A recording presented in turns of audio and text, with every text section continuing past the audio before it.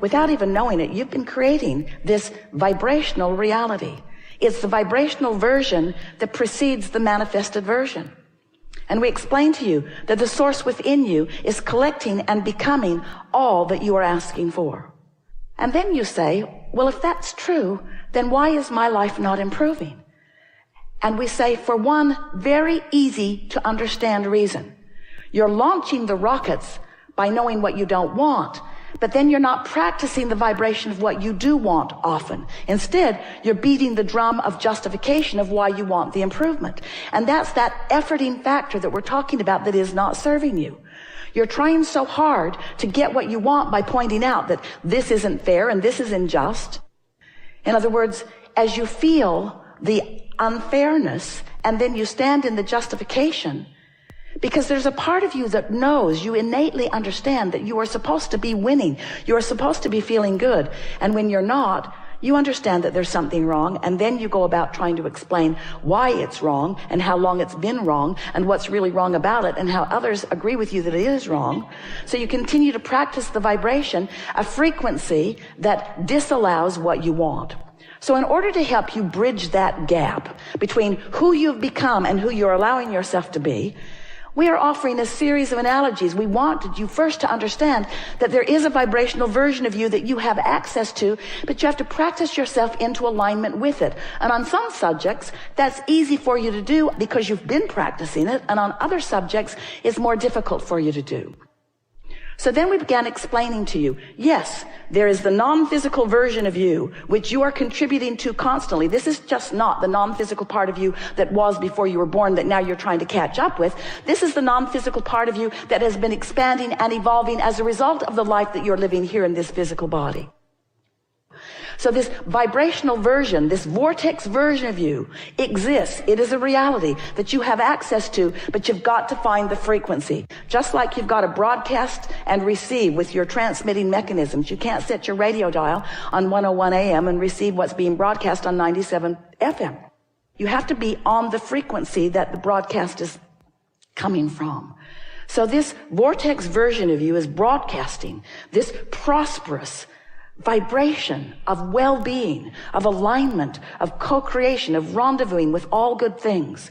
The question is, are you on that frequency? And the answer is, if you feel good, yes. If you feel bad, no. Positive emotion means you're on the frequency or moving in on it, and negative emotion means that you're not. We began talking to you about your point of attraction.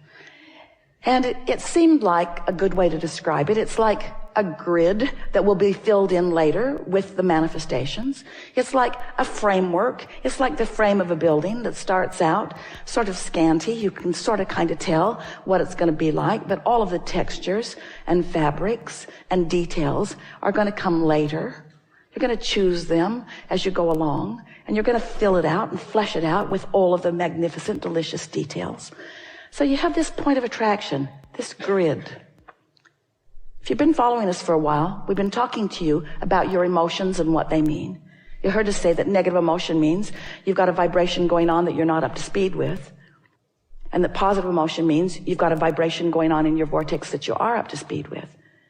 So today we want you to contemplate that these emotions, which go all the way from appreciation and love and ecstasy, passion, fulfillment, love, that feeling of invincibility, that feeling of eagerness for life, you know how that feels, all the way down to despair, to a feeling of fear, to a feeling of disempowerment, to a feeling that they don't want me to win, that feeling of having no control of your life. And of course, there's every imaginable emotional word or feeling in between all of that. So now we want you to realize that you are a vibrational being and that you've got a momentum going. So we'd like you to envision this spinning disc, this pure, positive energy disc, this high-flying, good-feeling point of attraction that somehow, some way, you've managed to get on. And we want to say to you, it's pretty easy first thing in the day before something happens, before you read your email, or before you see another person who is irritating, or before you start remembering what went wrong yesterday. In other words, you can get on that high-flying disc pretty easily because you wake up there. And if you don't do that thing you usually do that causes you to choose a lower disc, then there you fly for a little while. And we want you to just speculate the kinds of magnificent things that you have incrementally put into your vortex of creation that will now flow seamlessly, effortlessly, quickly through the path of least resistance into your spinning grid, into that high-flying, good-feeling grid. So we've been talking to you about law of attraction for a very long time, haven't we? And many people are beginning to understand it. Many are misunderstanding it. But we want you to understand that law of attraction is responding to the vibration of that which is you. We also want you to understand that you've got two vibrational things going on at any point in time, because you were source energy before you came into this physical body, and even though you were born into this body, that larger part of you still exists. It is a vibrational you. It's a vibrational, co-creative you. And it's pure positive energy. So here you are in your physical body, sifting and sorting, knowing what you don't want, knowing what you do want, all day, every day, have been for a very long time, launching preferences, clear preferences of what you prefer. And each one of these vibrational launchings is received by the larger part of you. In other words, vibrationally speaking, the source within you is evolving and expanding as a result of the life that you're living here in this physical body. When you see someone hungry, you want more food for your planet. When someone is rude to you, you want nicer people in your life and in the lives of others. In other words, you are constantly expanding and improving through the life that you are living. And the source within you is taking that expansion immediately. Esther's been having a lot of fun with this visual because she's discovered that if she cares about getting on it, she most always does. And if she cares about staying on it, then she's mindful of the 17-second scenarios that might take her from it. And she's also become really good about, if she's falling and the momentum is strong, don't beat up on Esther about it. Don't beat up on yourself. Just take the fall and set forth the intention that tomorrow you're going to get back on it. So if every morning you decide you're going to get on it, first couple of days, you probably won't make it to breakfast before something takes you from it. But eventually, it's where the momentum of that which is you feels most natural. It's just pretty easy to stay there. Especially when you realize that by staying general, you don't challenge it, you don't risk anything. And that if you do fall off, it's no big deal. You can get back on it tomorrow. So last week, Esther announced to us, Abraham, I refuse to accept that I have to wait till tomorrow morning to get back on the disc. Because I like being on it so much. And I'm clearly not on it right now, for all of the obvious reasons, because you saw what happened. It was wrong what they said, what they did, how it turned out. Wrong, wrong, wrong, wrong, wrong. But I refuse to accept that I have to wait clear until tomorrow morning to get back on it. I'm going to meditate and clear my mind. I'm going to find some way of distracting myself. I'm going to find a way of slowing the momentum of unwanted things while I speed the momentum of wanted things. And this is the last piece that we want you to hear from us. Make no effort at slowing negative momentum, because it just speeds it. Because this is a universe of inclusion. There's no exclusion. It's all about attraction. So when you're not going to think about that thing that you're thinking about, then you're thinking about that thing you're not going to think about. And as you're thinking about that thing you're not going to think about, you're thinking about that thing you're not going to think about. And the momentum is getting stronger and stronger and stronger. And you're feeling worse and worse and worse and getting all animated about the injustice of what you're feeling. They just don't want me to win, you exclaim. And we want you to understand that it's all about what you're doing. And when it doesn't feel good, just lay as low as you can lay, as fast as you can do it.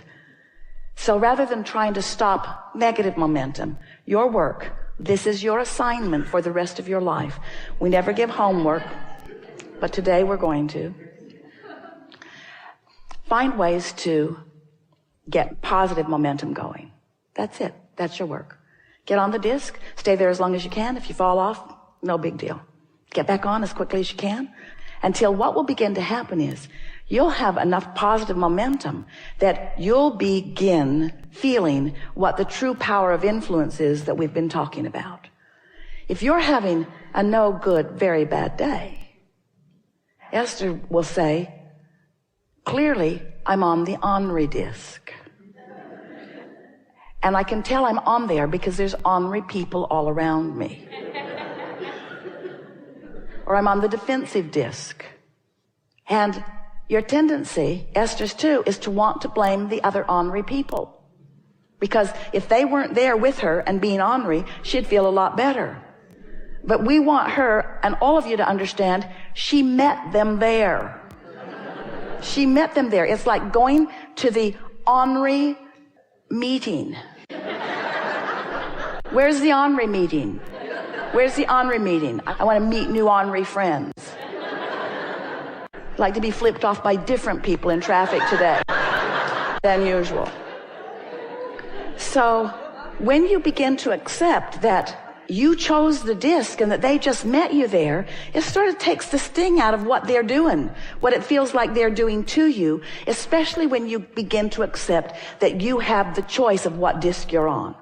And today, we think you understand it more clearly than ever before.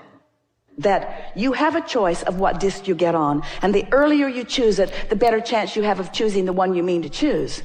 And eventually, and we're talking about a matter of a few days and weeks, you're going to predominantly be there. And when you start hanging out in that high-flying, good-feeling vibration, and you not only have the benefit of feeling good and breathing more deeply and feeling that fantastic feeling of eagerness coursing through you, but you also then begin to realize the benefit of the wonderful ideas that are flowing to you and the really good timing you have, and the rendezvousing with all kinds of wonderful things, and the evidence of your disc is all around you. No matter what disc it is, the evidence of it is all around you.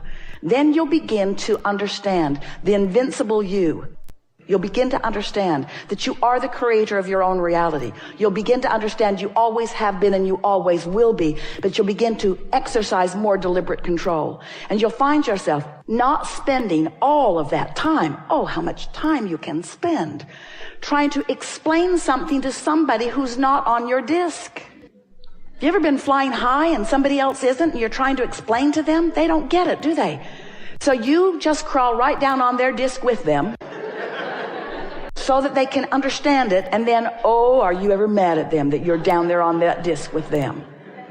You get so much time back because you begin to understand that it's not a language barrier. It's not a cultural barrier. It's a vibrational barrier. Stop trying to explain stuff to people that they have no way of understanding. Instead, pick your disc, rendezvous with those that do understand, and have a really good time. So then, as we've watched you, we've been calling this gathering the art of allowing for a number of years, because it's all about you figuring out how to allow that alignment. You figuring out how to hold a frequency consistently enough that you own it, that you know it, that you are it, that you be it.